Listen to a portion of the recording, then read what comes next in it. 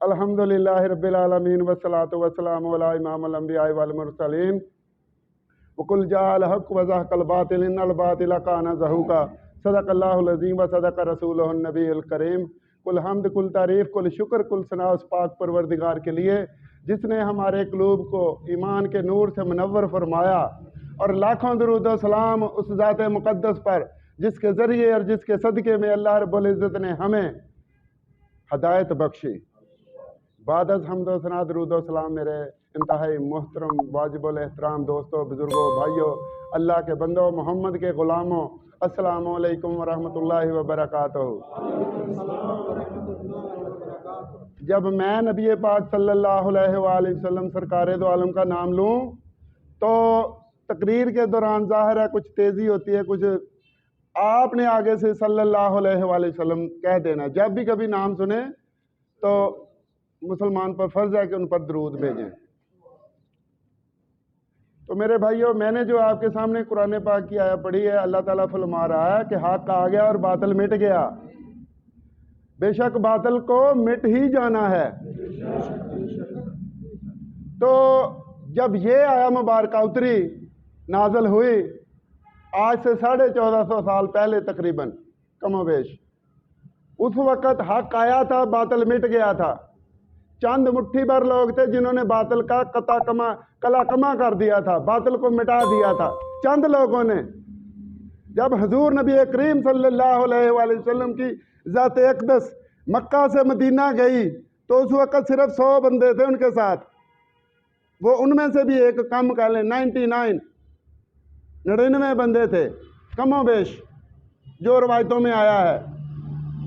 मक्का के मदीना के अंदर आपके साथ एक जमात मिली, फिर सहाबा की एक मुनज़्ज़म जमात, मुहाजिरीन की और नसारा की मिलकर एक जमात बनी, और उन्होंने पूरी दुनिया पर गलबा हासिल कर लिया, पूरी दुनिया पर दीन का नूर फैला दिया, जज्बे से, ईमान के जज्बे से, और अल्लाह और उसके रसूल की जो उन्होंने अल्लाह और रसूल की नुसरत के ज़रिए से उन्होंने पूरी दुनिया में इस्लाम का बोलबाला कर दिया। आज फिर उसी जज्बे की ज़रूरत है, क्योंकि आज फिर वही इस्लाम पर नबी पाक सल्लल्लाहु अलैहि वसल्लम जो इस्लाम लेकर आए थे, आज फिर उस इस्लाम पर वही कड़ा वक़्त आ चुका है। अल्लामा साहब मेरे साथ जाते हैं कैंपेन करने के लिए, आगे से ऐसी ऐसी बातें सुनने को मिलती हैं, बंदा सोचकर हैरान हो जाता है कि ये मुसलमान है जो हमसे ऐसे आगे से बातें कर रहा है।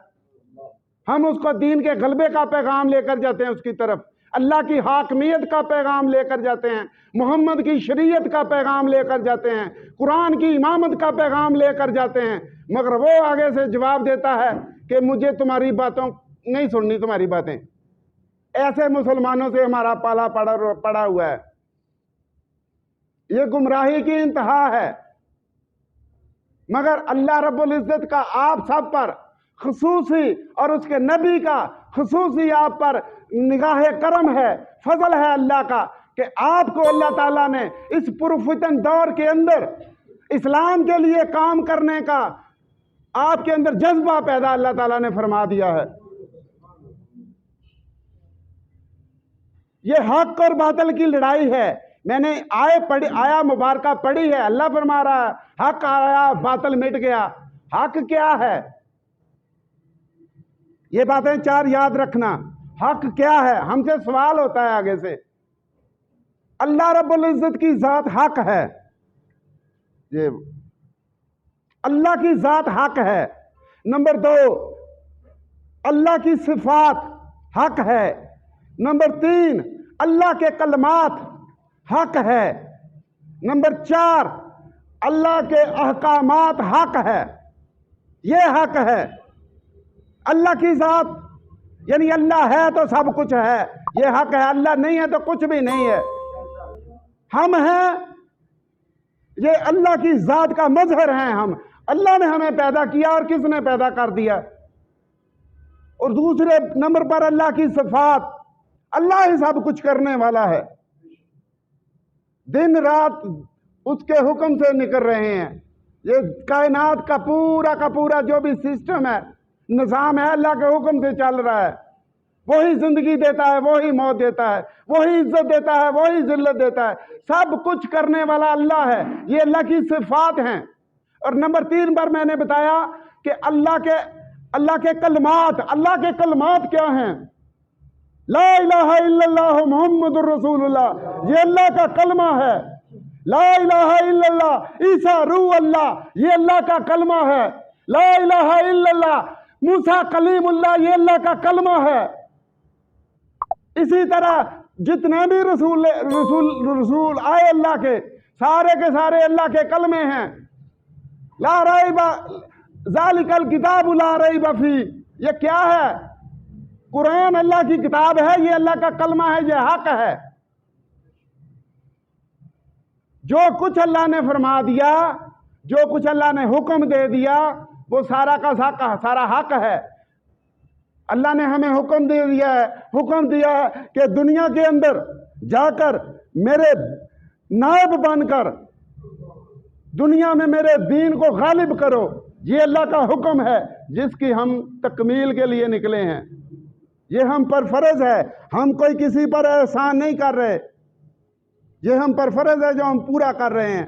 ये अल्लाह का हुक्म है।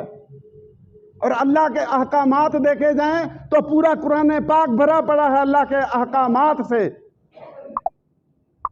यही हम लोगों को बताते हैं कि ऐ लोगों, अब तुम्हें अल्लाह ने पैदा किया है, तुम अल्लाह के बंदे हो, अगर मोहम्मद के गुलाम हो तो फिर आओ अल्लाह के दीन को गालिब करने के लिए हमारे साथ चलो, हक को गालिब करने के लिए। मैंने आपको बताया कि 4 चीजों का नाम हक है, तो उस हक को हमने गालिब करना है। और हमें यह भी पता है कि हमारे सामने कौन खड़ा है। ये जो अपने आप को मुसलमान कहते हैं, यही अल्लाह के दीन के दुश्मन बनकर हमारे सामने खड़े हैं। क्या इन्होंने कुरान नहीं पढ़ा? इन्होंने हदीस नहीं पढ़ी? इन्होंने दीन नहीं पढ़ा कि अल्लाह क्या हुक्म दे रहा है? मगर ये जालिम लोग, ये जालिम हुक्मरान, ये जालिम सियासतदान, ये बदबख्त मुसलमान, अपने आप को मुसलमान कहने वाले, ये किसकी पैरवी कर रहे हैं? ये बातिल की पैरवी कर रहे हैं। क्योंकि हक और बातिल का अजल से आपस में मुकाबला है, आपस में जंग है, आपस में मारका हो रहा है, लड़ाई हो रही है। अल्लाह चाहता है कि मेरे बंदे मेरे दीन को गालिब करें, और शैतान ने कहा था कि मैंने इनको ये काम नहीं करने देना।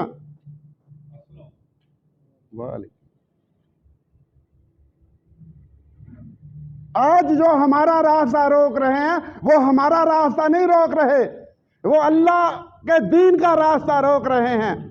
मगर इन्होंने कुरान नहीं पढ़ा। जो मैंने आयत आपके सामने पढ़ी है, अल्लाह यही तो फरमा रहा है कि हक आया और बातिल मिट गया। ये कैसे रोक सकते हैं बदबख्त? इस्लाम का रास्ता कोई नहीं रोक सकता, दीन का रास्ता कोई नहीं रोक सकता। दीन गालिब होकर रहना है। मेरे नबी करीम सल्लल्लाहु अलैहि वसल्लम का फरमाने वाली शान है कि उस वक्त तक क़यामत नहीं आएगी जब तक मेरा दीन घर घर में ना पहुंच जाए। यह हदीस मुबारक है। अगर जंगल में एक झोंपड़ी भी है तो वहां पर भी अल्लाह का दीन, अल्लाह के रसूल का दीन पहुंच कर रहेगा। तब तक अल्लाह अकबर या रसूल अल्लाह।